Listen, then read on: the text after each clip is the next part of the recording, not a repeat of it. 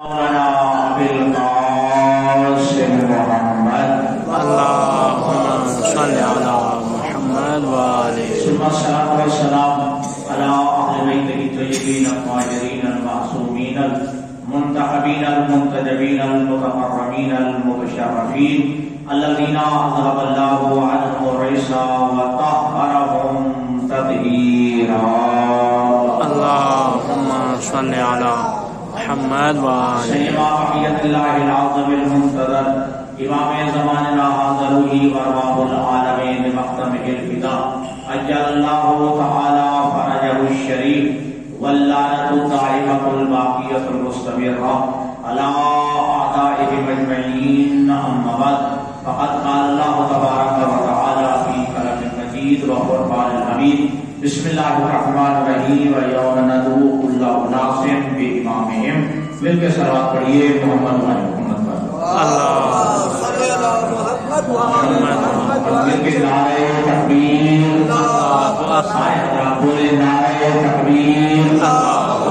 نعرہ رسالت یا رسول اللہ. نعرہ رسالت یا رسول اللہ. نعرہ حیدری. مل کے نعرہ حیدری.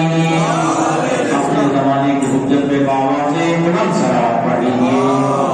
صلی علی محمد وآله سب سے پہلے تو تمام احالیان اسلام بالخصوص احالیان ایمان اور اہل بلا کی خدمت میں حجت خدا فرزند زہرا مہدی برحق کی ولادت باسعادت کے حوالے سے عطیہ تبریک دعا ہے کہ خدا متعال ہمیں اپنے ایمان کے ناصرین اور منتظرین میں شمار فرمائے.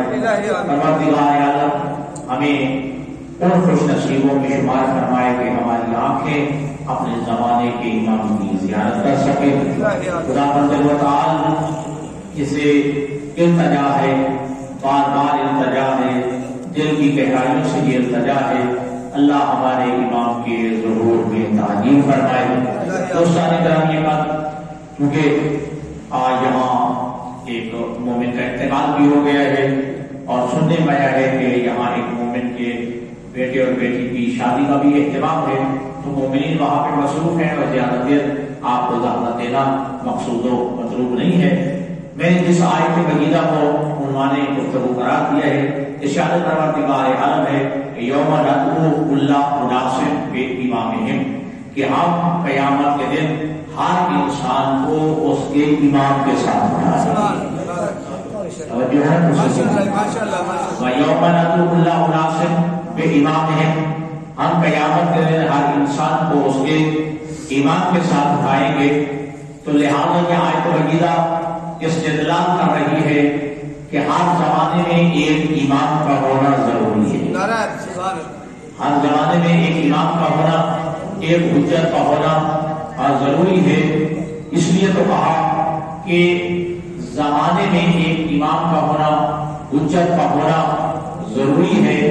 اور ہمیں یہ ناز ہے، ہمیں یہ فخر ہے کہ لوگوں کے ہاں پیغمبر کے جانے کے بعد سلسلہ ہدایت میں بند ہو گیا، لیکن الحمدللہ ہمارے ہاں ختم نبوت تو ہے، پیغمبر پہ باپ نبوت تو بند ہو گیا ہے، لیکن سلسلہ ہدایت امامت کی صورت میں جاری و ساری ہے. لوگوں کے ہاں پیغمبر کے بعد ہدایت کا سلسلہ منقطع ہو گیا، اور لیکن ہمارے ہاں سلسلہ ہدایت جاری ہے، کیونکہ اللہ کے نبی آخری نبی ہیں. کیونکہ قرآن کا فیصلہ ہے کہ ما کان محمد ابا احد من رجالکم، میرا محمد تم میں سے کسی کا باپ نہیں، ولکن رسول اللہ، لیکن ہے کیا؟ اللہ فرماتے ہیں وہ اللہ کا رسول ہے. تم مردوں میں سے کسی کا باپ نہیں بلکہ اللہ کا رسول ہے.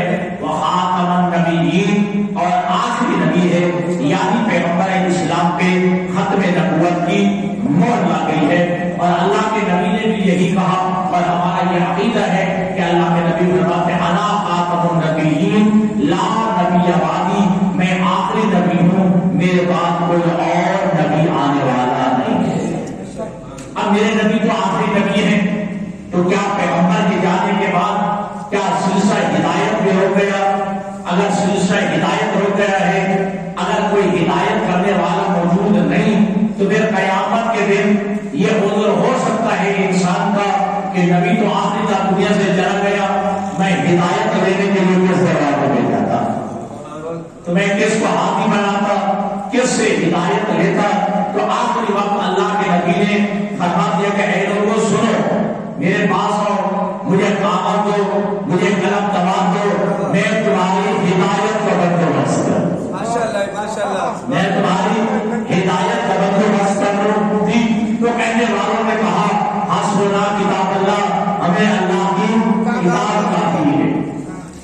کہنے والوں نے کہا جو تاریخ میں درج ہے کہ حسبنا کتاب اللہ، ہمیں اللہ کی کتاب کافی ہے، تو لہذا اللہ کے نبی کو دعوت قلم دعوت کو نہ دی، لکھنے کو نہ دیا، لیکن اللہ کے نبی نے زبان سے کہہ دیا پھر بھی سنو، لکھنے نہیں دیتے تو نہ لکھنے دو، میں کہہ رہا ہوں انی تارک فیکم الشمل کتاب اللہ وعزتی احلویتی ما ان تمسکتم بہا لن تضلوا بعدی ابدا، میں تمہارے اندر دو چیزیں چھوڑ کے جا رہا ہوں، ایک اللہ کی کتاب چھوڑ کے جا رہا ہوں اور دوسری اپنی عزت اہل بیت چھوڑ کے جا رہا ہوں، اور میں نبی تم سے وعدہ کر رہا ہوں اور میں نبی تمہیں ضمانت دے رہا ہوں وَإِن تَمَسَّكْتُم بِهَا لَن تَضِلُّوا بَعْدِي أَبَدًا، اگر ایک ہاتھ میں دامن اہل بیت ہوگا، اگر ایک ہاتھ میں قرآن ہوگا، میں نبی ضمانت دیتا ہوں کہ میرے بال گمراہ نہیں ہوں گے۔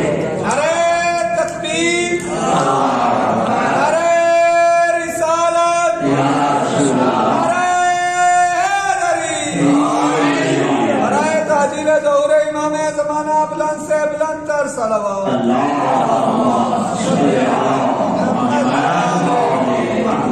میں تمہارے اندر دو چیزیں چھوڑ کے جا رہا ہوں، ایک اللہ کی کتاب ہے اور ایک اپنی عزت اہل بیت ہے، ٹھیک ہے، دو چیزیں چھوڑ کر جا رہا ہوں۔ اور دیکھیے نا فَإِن تَمَسَّكْتُم بِهَا، اگر دونوں کے ساتھ متمسک رہو گے، نہ قرآن کو چھوڑو گے نہ اہل بیت کو چھوڑو گے، پھر میں ضمانت دیتا ہوں کہ تم میرے بعد گناہ نہیں ہوں گے۔ میرے نبی نے بتا دیا اکیلے قرآن کو تھامو گے تب بھی گناہ ہو، اکیلے اہل بیت کو تھامو گے تب بھی گناہ ہو۔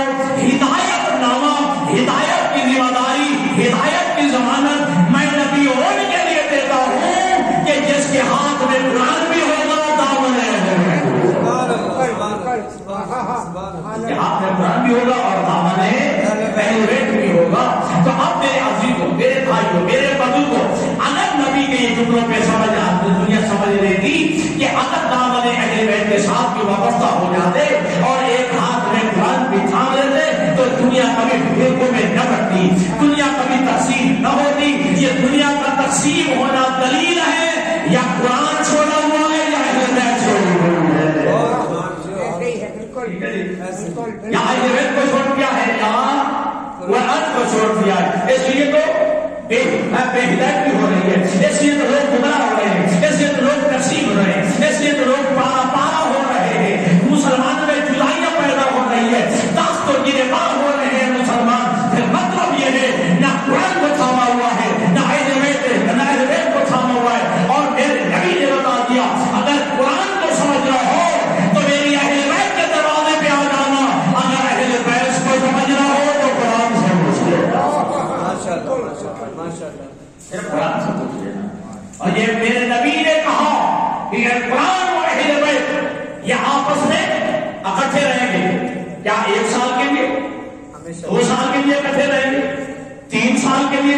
میرے نبی نے فرمایا نہیں یفترقا کا ہر ایک قرآن میں جدا اور اہل بیت آپس سے جدا نہیں ہوں گے۔ توجہ، آپس سے جدا نہیں ہوں گے، کب تک؟ حتی یرد علی الحوض، جب تک کہ دونوں حوض کوثر میں ملیں گے۔ ٹھیک ہے جی؟ اچھا دیکھیں نا، آپ کے قرآن ٹھیک ہے اہل بیت کے ساتھ اور اہل بیت قرآن کے ساتھ کس طرح، ٹھیک ہے یہ نوٹ دیکھ رہے ہیں آپ، ٹھیک ہے، اسے پھاڑ کے 2 حصے کیا جا سکتا ہو لیکن اس کو یوں نہیں پھاڑا جا سکتا۔ ماشاءاللہ، بہت اور آپ بات سمجھے، یہ اس کو نوٹ کو یوں تو آپ پھاڑ سکتے ہیں، 2 حصوں میں تقسیم کر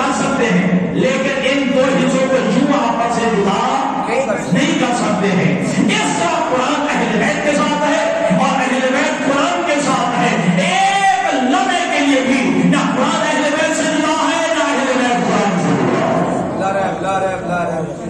جو فرما رہے تھے اور میرے نبی نے کہا تھا من داتا ولم یعرف امام الزمان ما تمیت من جاہلیہ. اگر کوئی بندہ مر گیا لیکن اس حالت میں مر گیا اپنے زمانے کے امام کی معرفت حاصل نہ کی, اپنے زمانے کے امام کو نہ پہچانا, نبی کہتے ہیں کہ وہ ما تمیت من جاہلیہ, وہ زمانہ جاہلیت کی موت مر گیا. جیسے اپنے امام کی اپنے زمانے کے امام کو نہ پہچانا, اپنے زمانے کے امام کی معرفت حاصل نہ کی تو وہ زمانے جاہلیت کی موت مرا. ٹھیک ہے, ایک ہے جہالت, ایک ہے جاہلیت. جہالت کیا ہے؟ مسلمان ہونے کے بعد بھی بندہ کو چیزیں نہیں جانتا, یہ جہالت ہے. جو اسلام سے پہلے پیغمبر کے اعلان نبوت سے پہلے کا جو زمانہ ہے اس کو زمانہ جاہلیت کہتے ہیں, یعنی زمانہ کفر کہتے ہیں. تو میرا نبی فرما رہا ہے کہ جو اپنے زمانے کے امام کو پہچانے پائے مر گیا گویا وہ کفر کی حالت میں مر رہا ہے, گویا وہ کفر کی حالت میں مرا ہے. تو آپ یہ کیا کہا مار کا جو بھی مر گیا ولم تعرف امام الزمان امام امین من جاہلیہ, جو اپنے زمانے کے امام کی معرفت حاصل نہ کی وہ زمانہ جاہلیت کی موت مرا ہے, وہ کفر کی موت مرا ہے, وہ جو ہے اس زمانے کی موت مرا کہ جس زمانے میں اسلام نہیں تھا. وہ لفظ کیا آیا ہے مات ولم یعرف امام الزمان ہی, ماتم اپنے زمانے کے امام کی, آپ سمجھ رہے ہیں, اپنے زمانے کے امام کی معرفت حاصل نہیں. اس کا مطلب ہے جب ہر زمانہ ہے, زمانے مختلف ہیں تو ہر زمانے میں ایک امام کا ہونا بھی ضروری ہے. یا امام المنتظر, یا امام المنتظر, یا امام المنتظر, برائے تعجیل ظہور امام زمانہ بلند تر صلوات.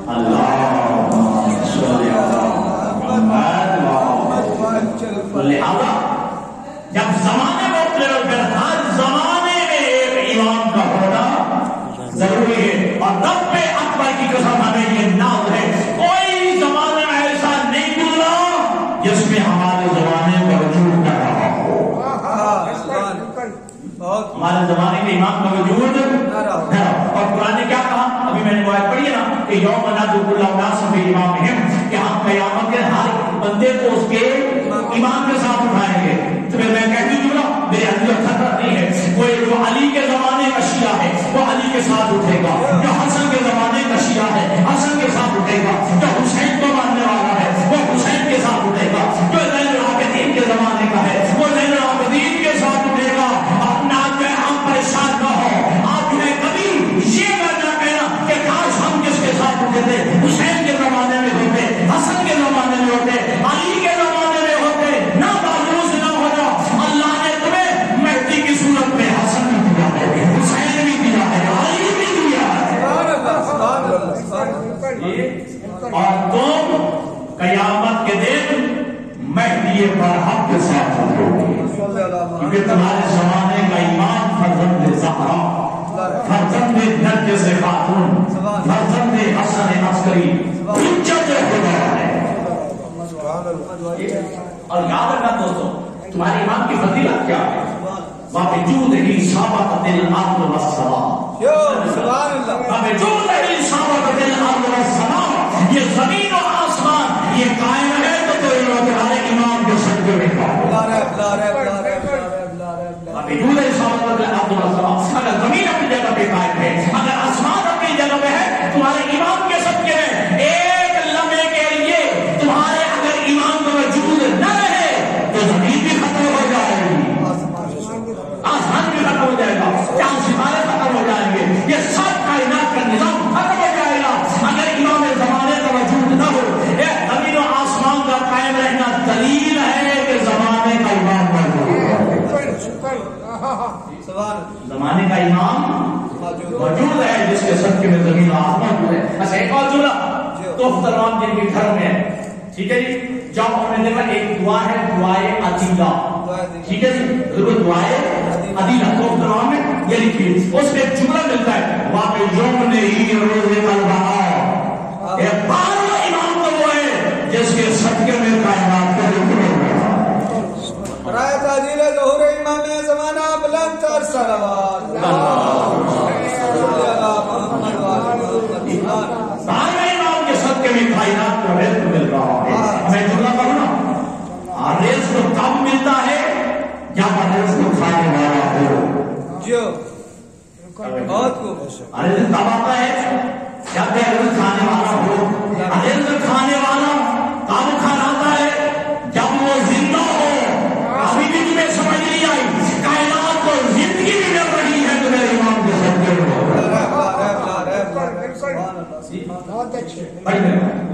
کائنات کو زندگی مل رہی ہے، کائنات کو حیات مل رہی ہے تو تمہارے امام کے صدقے میں مل رہی ہے۔ توجہ چلے جڑا اور سنیے، حادثے کے سامنے آپ پڑھتے نا عزتی و جلالی، ٹھیک ہے جی، اللہ فرماتا ہے مجھے میری عزت و جلال کی قسم ما ترک سماء مبنیتا ولا ارض مدیتا ولا قمر منیرا ولا شمس مضیتا ولا فلک یدور ولا بحر یجری، کہ اللہ فرماتا ہے مجھے میری عزت و عزت عمر کی قسم میں زمین بھی نہ بناتا، میں آسمان بھی نہ بناتا، یہ چاند ستارے نہ بناتا، میں سورج بھی نہ بناتا، یہ سمندر بھی نہ بناتا، سمندر میں کشتیاں بھی نہ بناتا اگر یہ 5 نہ ہوتے۔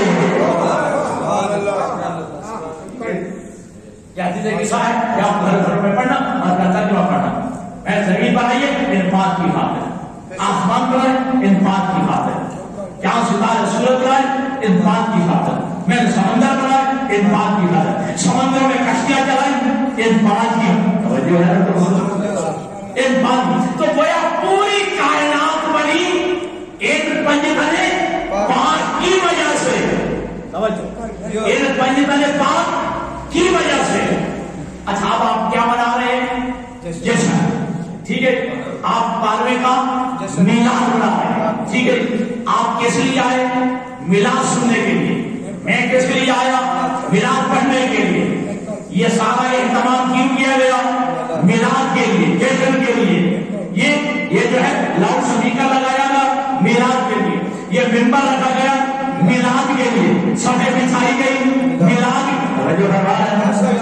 آپ آئے میلاد کے لیے، میں بھی آیا میلاد کے لیے، یہ سارا انقلاب ہوا میلاد کے لیے، ٹھیک ہے، یعنی سارا انقلاب کس لیے؟ مقصد تھا میلاد، ٹھیک ہے، مقصد تھا میلاد، اور جب میلاد ہو جائے گا، جب جشن ہو جائے گا، کیا آپ بیٹھے رہیں گے؟ کیا میں بھی بیٹھا رہوں گا؟ آپ اپنے گھر چلے جائیں گے، میں اپنے گھر چلا جاؤں گا، یہ بھی اپنی جگہ بھی چلا جائے گا، یہ سب اپنی جگہ پہ رکھنی جائیں گی، اور یہ لاؤڈ اسپیکر اٹھا کے اپنی جگہ پہ رکھ دیا۔ کیوں؟ مقصد تھا میلاد اور وہ ہو گیا، مقصد تھا میلاد اور جشن اور وہ ہو گیا۔ اب پوری کائنات بنی ہے پنجتن پاک کے لیے، پنجتن پاک کی وجہ سے، پنجتن پاک کی خاطر بنی ہے۔ اگر پنجتن پاک میں اب کوئی نہیں ہے تو زمین کو ختم ہو جانا چاہیے، زمین کو ختم ہو جانا چاہیے، آسمان کو ختم ہو جانا چاہیے، چاند ستاروں کو ٹوٹ کے تباہ و برباد ہونا چاہیے، لیکن چاند کا بھی رہنا، سورج کا رہنا، ستاروں کا رہنا، زمین کا رہنا، آسمان کا رہنا دلیل ہے اب بھی کوئی پنجتن پاک جیسا موجود ہے، چاہے پردے محبت میں کیوں نہیں ہے۔ آواز بلند تر صلوات اللہم صلی علی محمد وآل محمد۔ جس کے صدقے میں زمین بھی قائم ہے، آسمان بھی قائم ہے، پردے غیبت میں موجود ہے، اور بندے کہتے ہیں اور پوری کائنات جو قائم ہے میرے مہدی برحق کے صدقے میں ہے۔ میرا امام زندہ بھی ہے اور غائب بھی ہے، میرا امام زندہ بھی ہے اور غائب بھی ہے۔ بدل دلیل دیتے ہیں، کہتے ہیں کہ اعتراض کرتے ہیں کہ بندہ 12.5 یا 13.5 سال ہو گئے، وہ زندہ کیسے رہ سکتا ہے؟ اب میں جملہ کہوں، کیا امام نے اپنے آپ کو زندہ رکھا ہوا ہے کہ اللہ نے زندہ رکھا ہوا ہے؟ اللہ نے زندہ، اللہ کی طاقت سے کوئی بعید ہے؟ اللہ کی قدرت سے کوئی بعید ہے؟ اللہ جو چاہے کر سکتا ہے نا. جو اللہ آدم و حوا کو بغیر ماں باپ کے پیدا کر سکتا ہے. آگے کر گیا جو اللہ آدم و حوا کو بغیر ماں باپ کے پیدا کر سکتا ہے, جو جناب عیسیٰ کو بغیر باپ کے پیدا کر سکتا ہے, وہ اگر محمد کی آخری خلیفہ ہو, آخری حجت ہو, اگر 13.5 سال زندہ رہے, اس میں تعجب کیسا ہے؟ اچھا معلوم اور پڑھو قرآن مجید. جو عزیز قرآن پڑھتے ہیں ترجمے کے ساتھ پڑھتے ہیں. حضرت حسین اللہ کے نبی, حضرت حسین کے ساتھ جا رہے تھے, دیکھا کوئی ہڈیاں پڑی ہوئی تھی, تعجب سے کہا یہ زندہ کیسے اللہ کرے گا؟ قرآن کی بات ہے, اللہ کیسے یہ زندہ کرے گا؟ یہ کہتے جو ہے قیامت کے دن مردہ چیزیں جو زندہ ہو جائیں گی. اللہ تبارک و تعالیٰ نے حضرت عزیر کو بیمار کیا, ساتھ گدھا تھا گدھے کو بیمار کیا. جی حضرت عزیر کے بعد جو پانی تھا, کھانا تھا, وہ بھی ساتھ تھا. 100 سال تک مرے رہے. قرآن کہتا ہے, قرآن کہتا ہے کتنے سال تک؟ 100 سال تک اللہ نے دوبارہ زندہ کیا. تو حضرت عزیر سے پوچھا کام لبیستا, اے میرے نبی بتا کتنا عرصہ پڑے رہے ہو؟ کتنا عرصہ پڑے رہے؟ کہا لبیست یومن اور بعض یوم, ایک دن یا دن کا کچھ حصہ. اللہ نے فرمایا نہیں 100 سال پڑے رہے ہو. 100 سال پڑے رہے ہو. ٹھیک ہے جی. اور ایک جملہ کہا حال کے اکبر نے, ٹھیک یہ اب تجھے زندہ کر دیا, تیرے گدھے کو بھی زندہ کر دیا. اب جو 100 سال پہلے جو پانی تیرے ساتھ تھا, غذا تیرے ساتھ تھی, کھانا تیرے ساتھ, اسے تک اس کا ذائقہ بھی نہیں بدل رہا ہے. یعنی 100 سال ہو گئے, پانی کا ذائقہ بھی نہیں بدلا جی, اس کے ساتھ بھی ذائقہ نہیں بدلا. تو اب میں جملہ کہتا جو اللہ جو ہے 100 سال تک کھانے میں بدبو نہیں پڑنے دیتا, پانی کا ذائقہ نہیں بدلنے دیتا, جو اللہ جو ہے حضرت عزیر کو 100 سال مارنے کے بعد دوبارہ زندہ کر سکتا ہے, اگر وہی اللہ اگر مہدی برحق کو 1350 سال زندہ رکھ لے, کیا تعجب کی بات ہے. نعرہ تکبیر, اللہ اکبر, نعرہ رسالت یا رسول اللہ, نعرہ حیدری, یا علی. قبلہ صاحب کی صحت و سلامتی کے لیے بلند تر صلوات. اللہم صلی علی محمد و آل محمد. بھئی اللہ کی قدرت سے کیا پڑی ہے؟ ٹھیک ہے, تو یہ اعتراض امام مہدی پہ نہیں, اصل اعتراض اللہ پہ ہے. جو اللہ جناب آدم و حوا کو بغیر باپ کے پیدا کر سکتا ہے, جو جناب عیسیٰ کو بغیر باپ کے پیدا کر سکتا ہے, جو حضرت نوح علیہ السلام کو 28,000 سال زندگی دے سکتا ہے, جو اللہ حضرت لقمان کو 3,000 سال زندگی دے سکتا ہے, حضرت عیسیٰ کو آسمانوں پہ اٹھا کے ابھی تک زندہ رکھے ہوئے ہیں. بہت کو کیا تھکے رہتے ہیں؟ حضرت عیسیٰ علیہ السلام اللہ نے زندہ اٹھا لیا, حضرت عیسیٰ ابھی تک زندہ ہے, کسی کو اعتراض نہیں ہے. توجہ فرمائیے گا, اگر اللہ جو ہے سب کچھ کرنے پہ قادر ہے, اگر اپنی حجت کو زندہ بھی رکھے اور غیب میں رکھے, تو اس میں جو ہے کیا تعجب کی بات ہے. اصل ایک اور دلیل, حضرت یونس علیہ السلام پڑھتے ہیں قرآن مجید میں, حضرت یونس علیہ السلام دریا کے کنارے پہ آئے, چھلانگ لگائی, ٹھیک ہے, اللہ نے حکم دیا مچھلی کو, مچھلی منہ کھول میرے نبی کو پیٹ میں لے لے. ٹھیک ہے جی, مچھلی اپنا منہ کھول میرے نبی کو اپنے شکم میں لے لے, پیٹ میں لے لے. اور مچھلی نے منہ کھولا, حضرت یونس علیہ السلام اللہ کا نبی ہے, اپنے شکم میں لے لیا, اپنے پیٹ میں لے لیا. یا تحدث فیہ 40 یومن, 40 دن اپنے پیٹ میں رکھ کے مچھلی حضرت یونس کو چلتی پھرتی رہی. 40 دن قرآن کہتا ہے حضرت یونس علیہ السلام کو اپنے پیٹ میں رکھ کے مچھلی دریاؤں میں چلتی پھرتی رہی. اب قرآن کہتا ہے فنادى في الظلمات اللہ الہ الا انت سبحانک انی کنت من الظالمین. حضرت یونس نے مچھلی کے پیٹ میں بیٹھ کے یہ تسبیح پڑھی اللہ الہ الا انت پروردگار تیرے سوا کوئی معبود نہیں ہے. اسے کیا کہتے ہیں آیت کریمہ. اس کا آیت کریمہ اللہ الہ الا انت پروردگار تیرے سوا کوئی معبود نہیں, تیرے سوا کوئی لائق عبادت نہیں. سبحانک تیری ذات پاک ہے. انی کنت من الظالمین پروردگار مجھ سے ترک اولا ہو گیا ہے. یہ تسبیح اتنی پسند آئی اللہ کو کہ یونس نبی مچھلی کے پیٹ میں رہ کے مجھے کہہ رہا ہے کہ تیری ذات پاک ہے, تیرے سوا کوئی معبود نہیں, مجھ سے ترک اولا ہو گیا ہے. اللہ کو دل تسبیح پسند آئی. مچھلی سے کہا اے مچھلی جناب یونس کو خشک کے اوپر اپنے پیٹ سے نکال. مچھلی جو ہے وہ دریا کے کنارے پہ آئی, جناب یونس کو نکالا اور خشکی پہ پھینک دیا. اب اللہ نے قرآن مجید میں پھر آواز دی فلولا انه كان من المسبحین. اللہ کے ساتھ مت نہیں الی یوم یبعثون. اگر مچھلی کے پیٹ میں میرا نبی موسیٰ میرا نبی یونس اگر اللہ کی تسبیح نہ کرتا تو مچھلی کے پیٹ میں رہتا کب تک الی یوم یبعثون قیامت کا دن. اگر یونس نبی مچھلی کے شکم میں بیٹھ کے میری تسبیح نہ کرتے تو پیٹ میں رہتے مچھلی کے کب تک علاجوں میں یبعثون قیامت کے دن تک. ٹھیک ہے. اب میرا جملہ میرے لیے سمجھو. اللہ کہتا ہے یونس نبی مچھلی کے پیٹ میں رہتے کب تک قیامت تک. کب تک رہتے قیامت تک. اگر یونس قیامت تک رہتا تو مچھلی نہ قیامت تک رہتی. اللہ کہتا ہے کہ میں یونس کو پیٹ میں رہتا ہے مچھلی کے پیٹ میں کب تک قیامت تک. جب یونس قیامت تک رہتے تو پھر مچھلی بھی قیامت تک رہتی. جو اللہ جناب یونس اور مچھلی کو قیامت تک زندہ رکھنے پہ قادر ہے.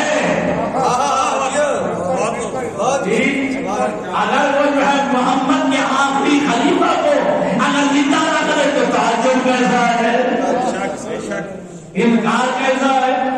اور ایک اعتراض یہ بھی ہوتا ہے دیکھیے اگر یہ کہ عقیدہ شیعوں کا ہمارا باب امام زندہ ہے اور غیب ہے نظر بھی نہیں آتا. ٹھیک ہے جی. ہاں تو لہذا جو نظر نہیں آتا اس کا وجود کیسا سمجھ آتے جو نظر نہیں آتا اس کا وجود کیسا. تو پھر میں چھوڑا کہتا ہوں اسی بات پہ ڈٹے رہنا ہے, اسی بات پہ رہنا. جو نظر نہیں آئے پھر نہیں مانو گے. نہیں سمجھے میرے. پھر جو نظر نہیں آئے پھر نہیں مانو گے. اگر یہی عقیدہ ہے کہ جو موجود ہے اسے نظر آنا چاہیے تو اور قرآن مجید میں پڑھو.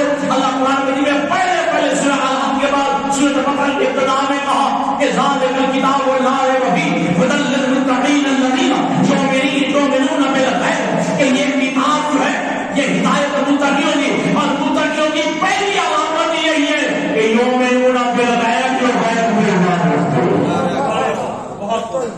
بہت غیب پر ایمان رکھتے ہیں. پھر اسی بات پہ رہنا کہ جو نظر نہ آئے اسے نہیں ماننا چاہیے. تو پھر کہوں تمہارے اسلام کی ابتدا اسی بات سے ہے کہ خود تمہارا خدا نظر نہیں تمہارا خود خدا کی نظر نہیں آتا. نہ مانو جو نظر نہیں آتا پھر مانے گے خود تمہارا خدا نظر نہیں آتا. اچھا اور مثال دو. آپ کے جسم میں بدن میں روح ہے کبھی دیکھیے نظر نہیں آتی نہ مانو. روح ہے نا لیکن نظر نہیں آتا تو نہ مانو. اور اسی طرح پھول میں خوشبو ہوتی ہے نظر نہیں آتی. نظر نہیں آتی تو نہ مانو. ٹھیک ہے جی. اچھا ہوا چلتی ہے نظر نہیں آتی.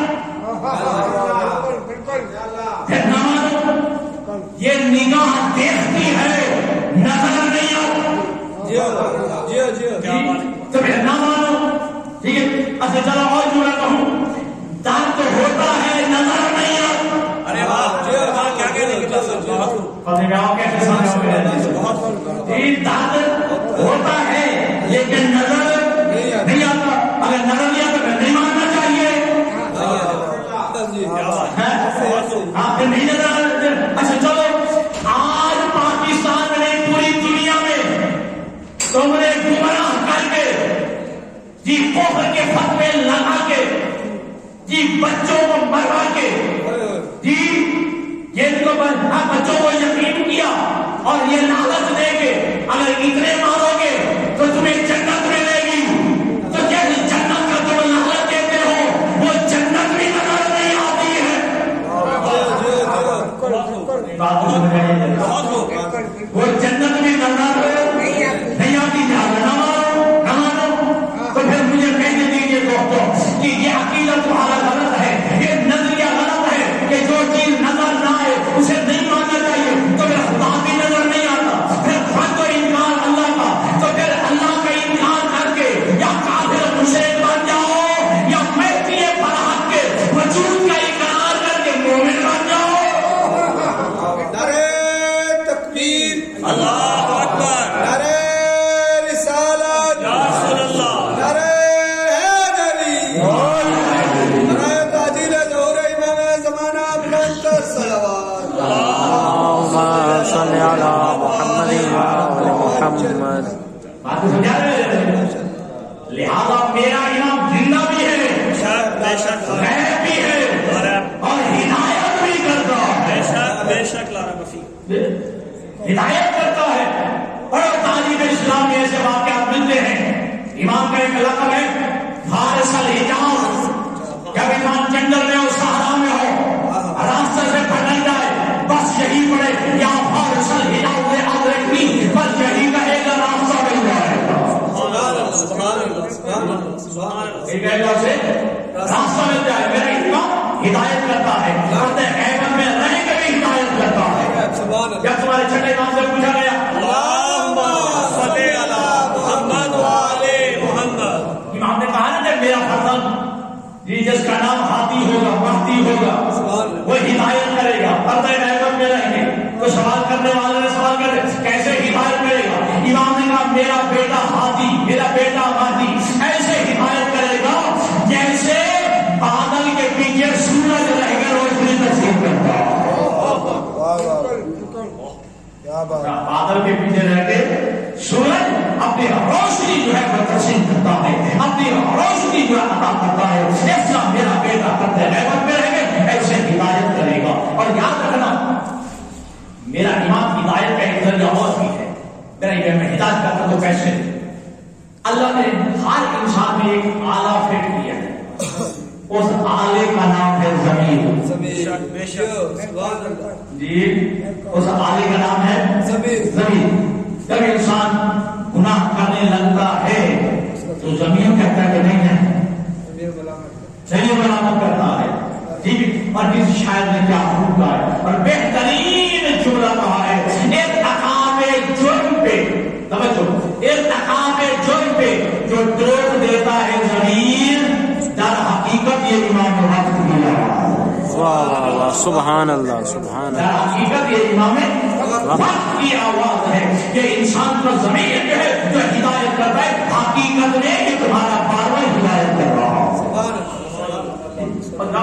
بندے اعتراض کرتے ہیں کہ وہ غیب ہے, نظر نہیں آتا, ہدایت کیسے کرتا ہے. کسی غیر مسلم کو کافر کو سمجھانا ہو تو وہ سمجھانا آسان ہے. ٹھیک ہے جی, مسلمان کو اس سے بھی سمجھانا آسان ہے کہ وہ تمہارے ہاتھ دلیلیں موجود ہیں. پر اگر کوئی بندہ گناہ کرے نا, ٹھیک ہے جی, تو بندہ آپ بھی کہہ دیتا ہے بعض کا جب ضمیر ملامت کرتا ہے سننا, اور بندے کھڑے ہو کہتے ہیں لا حول ولا قوت الا باللہ. کوئی بندہ غلط کام کرے, گناہ کرے تو دوسرے کہتے ہیں بندے لا حول ولا قوت الا باللہ. بندے پوچھے کیا ہوا, کہا شیطان آ گیا تھا. جی شیطان آ گیا تھا. اب مجھے بتائیں شیطان زندہ ہے یا مر گیا ہے؟ زندہ. تارے بول رہا ہوں شیطان زندہ ہے یا مر گیا؟ زندہ ہے. نظر آتا ہے نہیں؟ کام سے ہے کروڑ سال شیطان کروڑ سال سے زندہ ہے، غیب ہے، ٹھیک ہے، آتا ہے، گمراہ بھی کرتا ہے، چلا بھی جاتا ہے، نظر بھی نہیں آتا. ایسے جی تمہیں میں تھوڑا کہہ دوں، عجیب ہے مسلمان جو گمراہ کرنے والا ہے اس کی غیبت کا اقرار ہے، جو ہدایت کرنے والا ہے اس کی غیبت کا انکار ہے. کیا بات، کیا کہنے کی بات.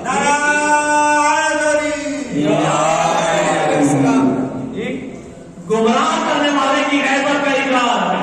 یہ جی شیطان زندہ بھی ہے، غیب بھی ہے. شیطان کو زندہ بھی مانتا ہے، شیطان کو غیب بھی مانتا ہے، اور شیطان ایک لمحے میں آ بھی جاتا ہے، گمراہ بھی کرتا ہے، واپس بھی پلٹ جاتا ہے. جی تو میں کہتا ہوں اے میرے شیعہ دوستوں، اے میرے علی کو ماننے والوں، گھبراؤ نہیں، پریشان نہ ہونا. یہ ہر ایک کے مقدر کی بات ہے، ہر ایک کے نصیب کی بات ہے. کوئی نمائندہ رحمان کو غیب مانتا ہے، کوئی شیطان کو غیب مانتا ہے. کیا کہنے کی بات. کوئی شیطان کو غیب مانتا ہے، کوئی نمائندہ رحمان کو غیب مانتا ہے. اور یاد رکھو دوستو، تمہارا امام تو وہ ہے جو عیسیٰ جیسے نبی کو نواز رہا ہے. اللہ نے ابراہیم کو دو بیٹے عطا کیے، حضرت اسماعیل اور حضرت اسحاق. اللہ نے جناب اسحاق کی برکت چلائی، کہاں پہنچائی؟ حضرت عیسیٰ پہ. اللہ نے جناب عیسیٰ کو مارا نہیں، زندہ بھی رکھا اور غیب بھی رکھا. عیسیٰ کو اللہ نے زندہ بھی رکھا اور غیب بھی رکھا. اور دوسرے نبی، دوسرے بیٹے کون تھے؟ حضرت اسماعیل. اللہ نے جناب اسماعیل کی نسل چلائی، پہنچا دی میرے بارہویں امام تک.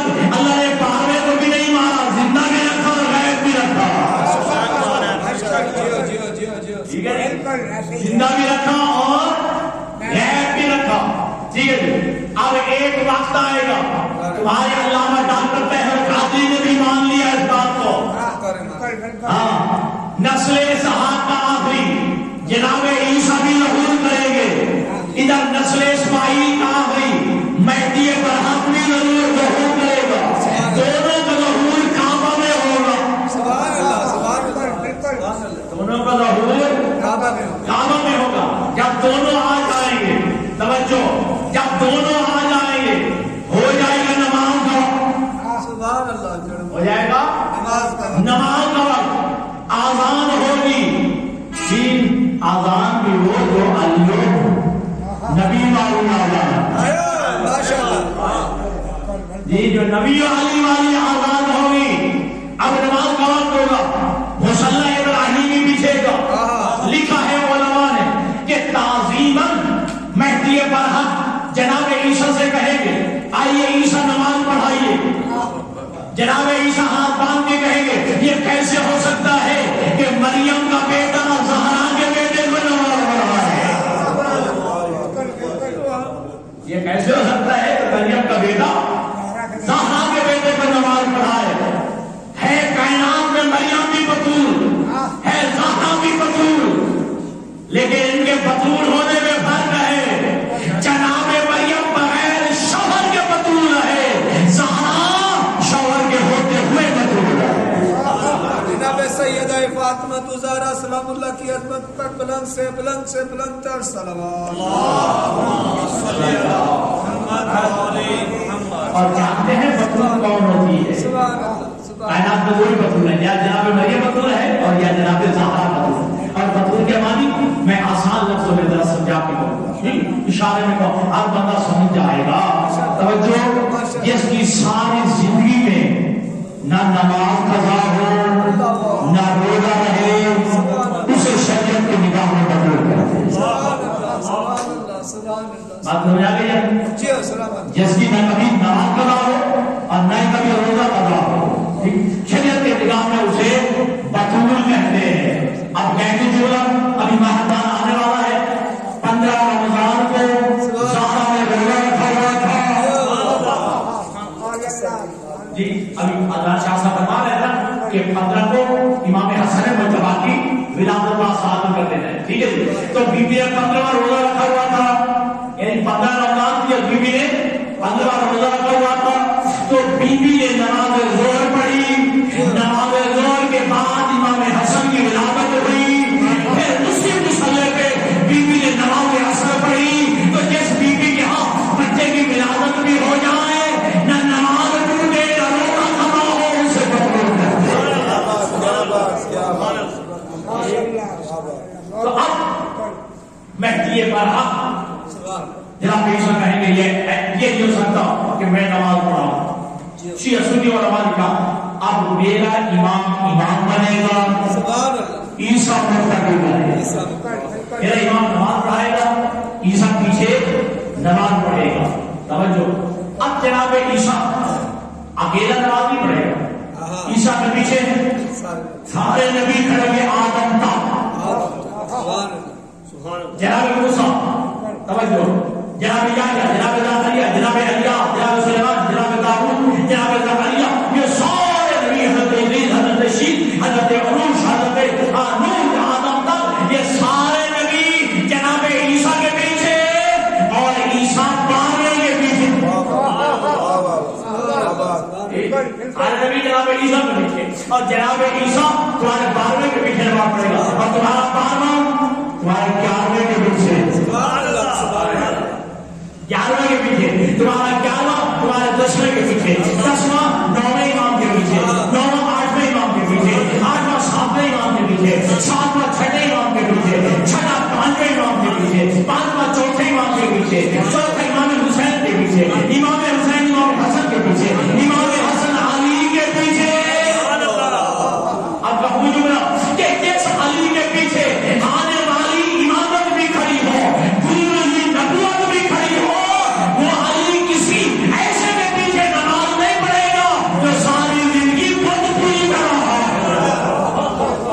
صاحب ندیاں پیچھے پڑھاتے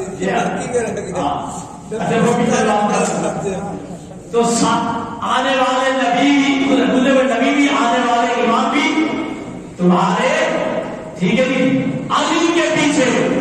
اب دنیا بتائے علی کو کس کے پیچھے نماز پڑھنی چاہیے؟ سبحان اللہ جی, جو ہے علی کو کس کے پیچھے نماز پڑھنی چاہیے. میں بات کرتا ہوں. دیکھیے یہ سارے نبی عیسیٰ کے پیچھے, عیسیٰ میرے 12ویں کے پیچھے, ٹھیک ہے جی, اور یہ سارا سلسلہ امام حسن تک, امام حسن تک علی کے پیچھے. اور یہ مہدی برحق کون ہے؟ میرے محمد کا آخری خلیفہ, میرے محمد کا آخری خلیفہ. اور عیسیٰ کون نبی ہے؟ اور روح اللہ نبی ہے, صاحب شریعت نبی ہے, صاحب کلمہ نبی ہے, مریم جیسی بطول کا بیٹا نبی ہے. جب عیسیٰ جیسا نبی محمد کے آخری خلیفہ کو نماز نہیں پڑھا سکتا تو بیانت کا وجود چاہے محمد کے بلا فصل خلیفہ علی کو کیسے بڑھے گا؟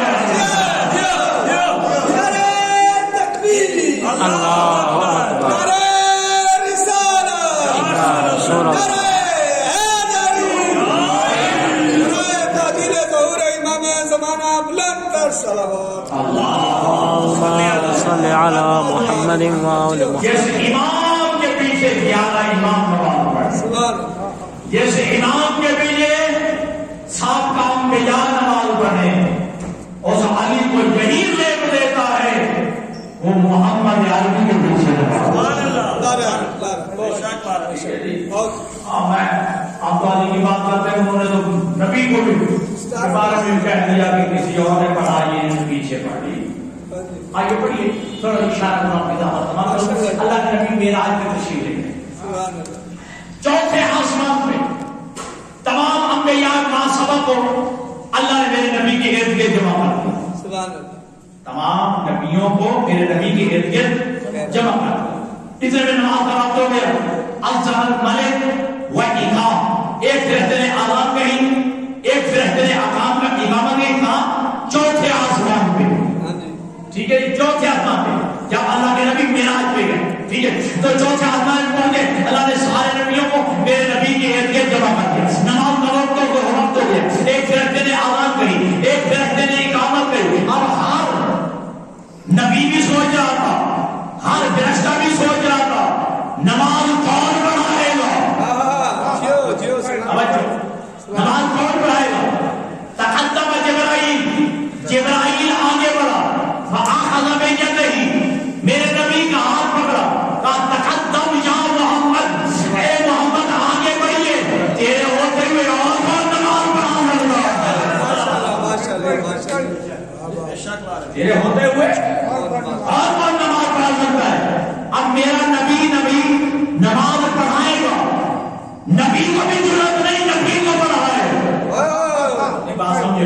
کسی نبی کو بھی ضرورت نہیں کہ میرے نبی کو نماز پڑھائے.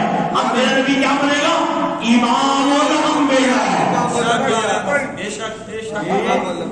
میرا نبی بنے گا امام الانبیاء. بس آخری جملہ پر آپ نظامات تمام کرو. ایک اہل سنت عالم دین گزرے ہیں, انہوں نے جملہ لکھا ہے اور پیغمبر کے پورے معراج پہ ایک کتاب لکھی ہے معراج النبی. اس میں یہ واقعہ لکھا ہے کہ میرے نبی نے نماز پڑھی. وہ کہتے ہیں کہ میرے نبی کا کیا کہنا, میرے نبی کا کیا کہنا کہ جس کا ہاتھ جبرائیل نے بیان کر کے اٹھایا. ارے واہ, سمجھو میرے اس نبی کا کیا کہنا جس کا جبرائیل نے ہاتھ پکڑ کے بلند کیا. میں کہتا ہوں تم نے سچ کہا ہے. اس نبی کا کیا کہنا کہ جس کا جبرائیل نے ہاتھ پکڑ کے بلند کیا. پھر اس علی کا کیا کہنا جس کا ہاتھ اسی نبی نے ہاتھ بلند کر کے